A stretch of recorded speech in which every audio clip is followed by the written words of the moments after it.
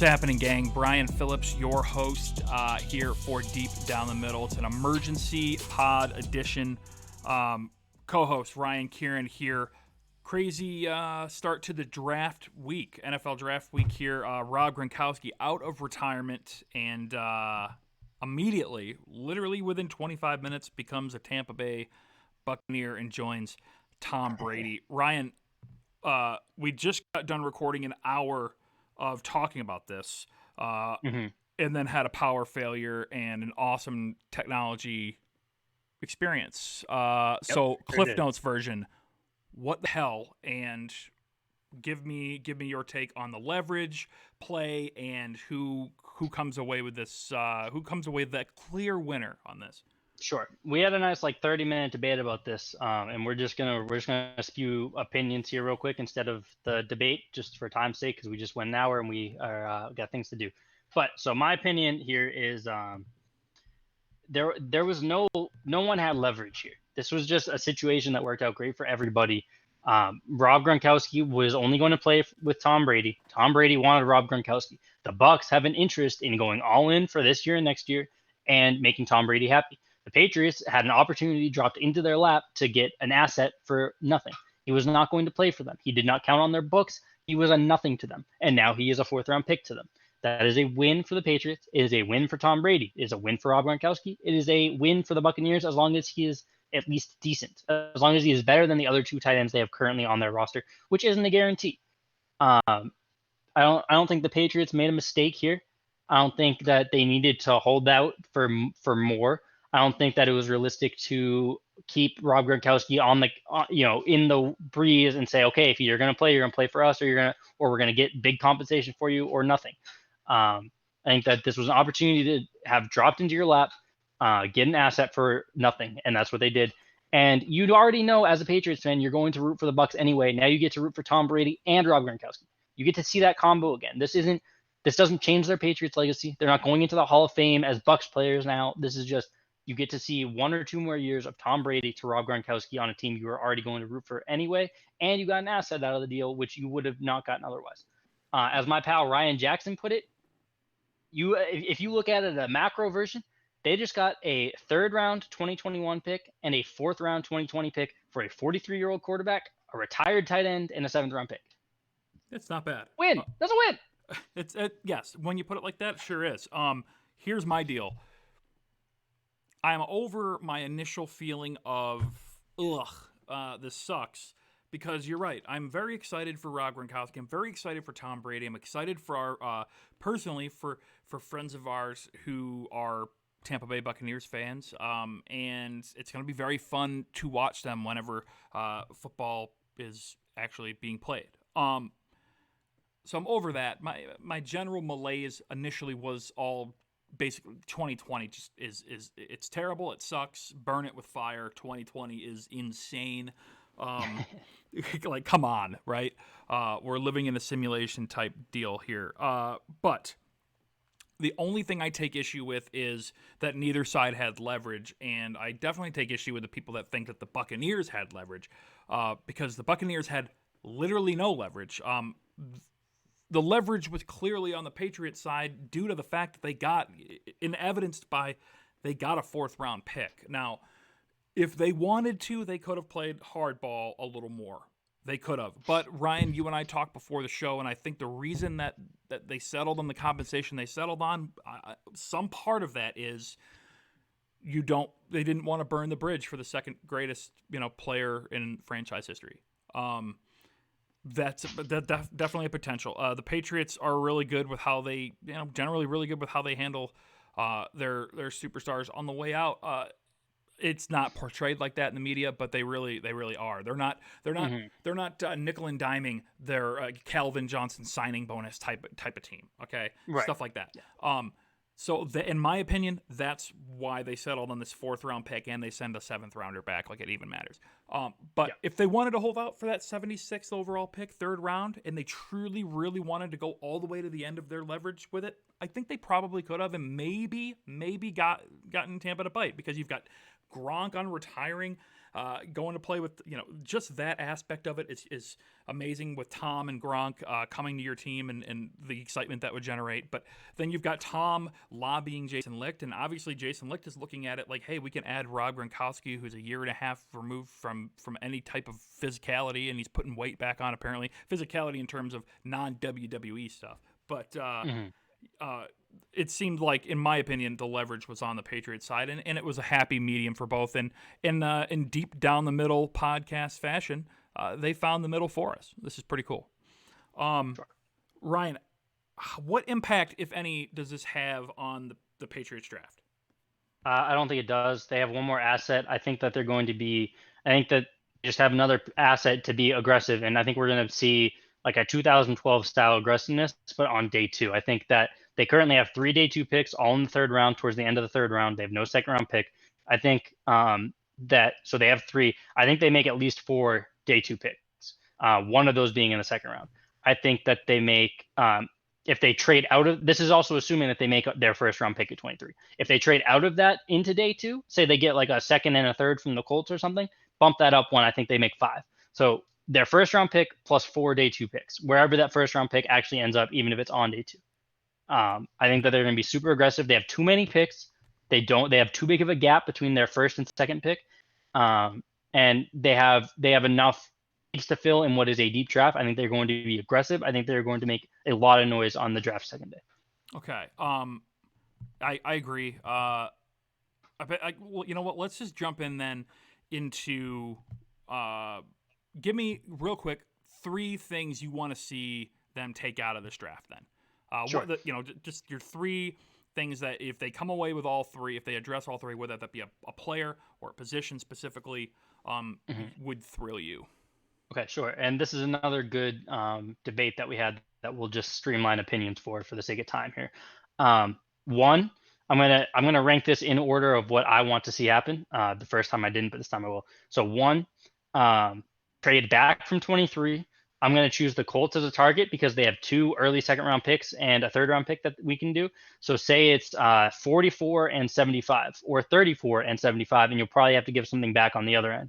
But just say that's that. Say they want to come up and draft Jordan Love. Trade down there, get Zach Bond.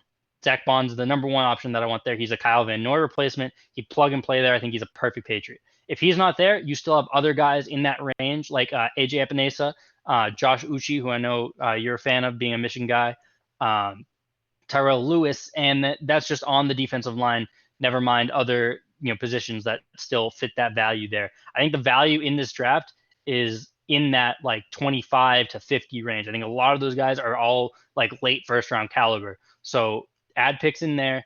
Zach Bond should be the top target there, but I think that's the best course of action. Fill in that gap, and that's where you get aggressive, like I was saying before. Number 2, if they stay at 23, I want Xavier McKinney. If they took Zach Bond there, wouldn't be upset. I think that's a bit of a reach for him, but I get I'm on board with the value there given their need and his fit on this team. But if Xavier McKinney's on the board at 23, I want Xavier McKinney. I think he's a perfect 3rd safety this year. Fills in for Patrick Chung next year. He can cover tight ends like Patrick Chung does. But he's basically what Patrick Chung is. But I think he's better like day 1 than Patrick Chung was, even when Patrick Chung was good. I think he's really good. I think he's very smart, and I think he's another good scheme fit, filling in the Deron Harmon role now and then taking over for Patrick Chung next year, or even this year if they move on from Patrick Chung to free some space. Who knows? Number 3, this is a bit of a stretch, but I want if Tua gets past like say pick 12, you are trading up for him. You are selling the farm for him. And you don't need to at that point, but I would. I think Tua is just Tua should be a top 5 pick. Like he should be. He's the 2nd best quarterback in this draft at worst. He might be the 1st. I'm not sold that he's not better than Joe Burrow, assuming he stays healthy moving forward. But if they're okay with his health and that lets him fall into the teams where they can trade up for him, do it.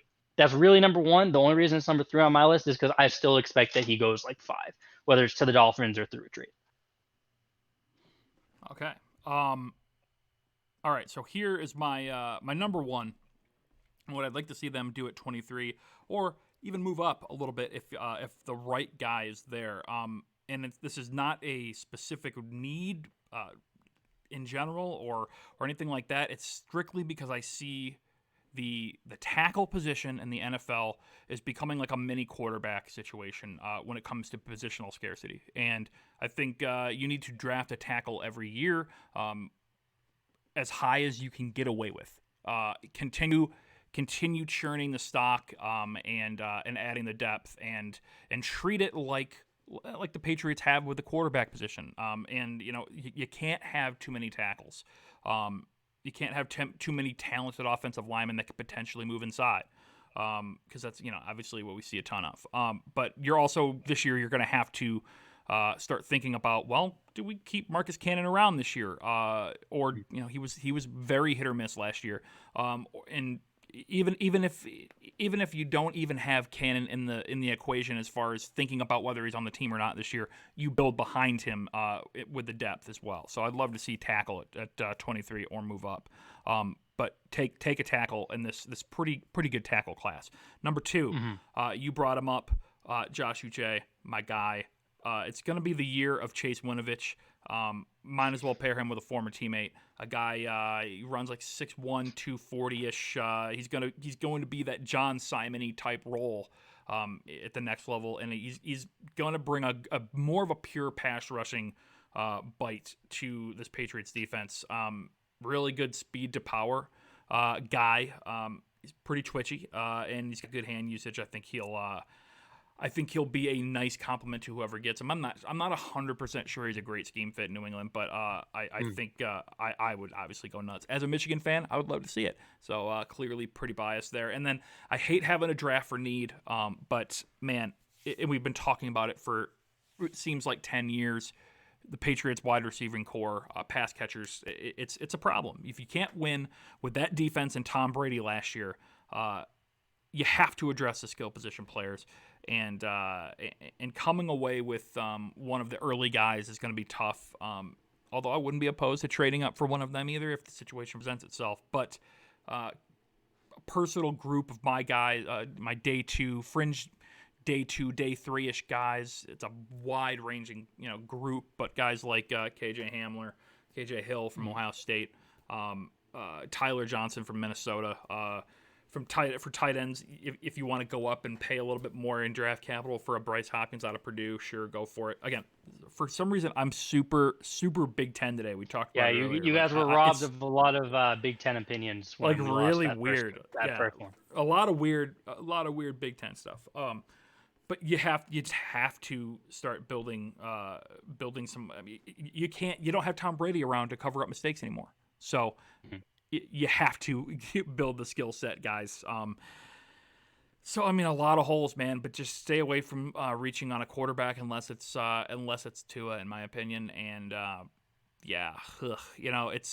we've had this conversation quite a bit off and on the show, and I think it's going to be a pretty grim year in terms of win losses. But just build the depth at the positions that they need to, and the most valuable positions. I'm also not opposed to taking a corner. You took Joanne Williams; he can play that safety hybrid role, however you want to. I feel like his future is corners, that safety, right? So I'm on board. Yeah. Yeah. So like if that's your thought there, you trade away Deron Harmon and you've got Joanne Williams who can go back there, and then it's a pretty decent corner class as far as where the Patriots will be at. If they take a Florida defensive back that its last name isn't Henderson, I'll probably lose my mind. So there's just a million ways they could go. Adding another 4th round pick this year to the cupboard. It's cool. I'm a little dejected, Ryan. Gronk has been gone, but like it's like an extra little jab on the way out. That's what I said earlier was I think part of the people who are upset about this is it's the collection of everything that's happened. If the Mookie Betts trade didn't happen, if the Celtics and Bruins were still in the middle of potential finals runs here, and everyone was allowed to live their lives normally right now, I think that the Tom Brady news still obviously stings big time, but I don't think this one is like as poorly received in a vacuum. If everything else hasn't already happened here. Right. And just last thing, I forgot to list my one like stay away thing. Please do not draft Kenneth Murray at 23. Yeah. I don't know what he does. He seems like someone that the Patriots are going to love, which scares me a lot. But I don't think that he does anything well enough to be a first round pick. I don't think he does anything well enough to really be a second round pick. If you trade down and get a good asset and say Zach Bond's off the board and Kenneth Murray, you see him as like a Jamie Collins replacement, and Bill, believes in him there. I can live with it. It'll be like a C plus for me, but I can live with it. But if they take him at 23, that's a hard out on that. So yeah, I think that's yeah. it. So I think that was a pretty good abbreviated version of the hour that we just did right before this. I want to throw one more thing on there. It's kind of like I'd like to see it happen if another thing happens. I'd love to see Sony Michel traded for a good running back. Excuse me. Knowing that you can draft a good running back later in this draft. Super deep running back class. Guys that you can get late. P. Ryan from Florida, Benjamin from Arizona State. I mean, if you wanted to get a thick boy, get rid of Sony Michel and get a true thick boy in here, get a little Zach Moss action going. But then you have your burners like Antonio Gibson. I mean, there are guys up and down the board. You can actually add some talent back there if what's going to happen is going to happen this year, and I think they're going to have a very conservative offensive game plan. At least do it with some talented guys back there. If something just tells me that they feel pretty confident in rolling with Harris and Sony Michel, and we'll see how that goes. But yeah, that's my last thought. Trade Sony Michel for a bag of footballs. Yeah, guys. I'm.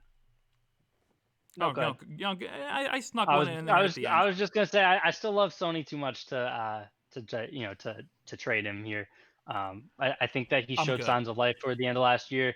I'm not saying you need to keep him if someone wants to go ridiculous with a trade, but I also don't think you need to spend. I'm okay with adding another day 3 running back here, but I mean Sony for 1 more year or 2 more years, Damian Harris behind him. James White, cut Rex Burkhead, or keep him for this year and then let him walk. Either way, if anything, if you're going to find a replacement, it's probably going to be a James White replacement, honestly, as much as I hate to say it. So if it's the option of replace James White or don't do anything, I'd rather them not do it. Then we riot. That's what happens. Right. If that exactly. Happens, so. Exactly. Okay, guys, thank you for tuning in. Hey, stay safe out there, all right? And I hope everyone's doing well. Yeah, go Pats.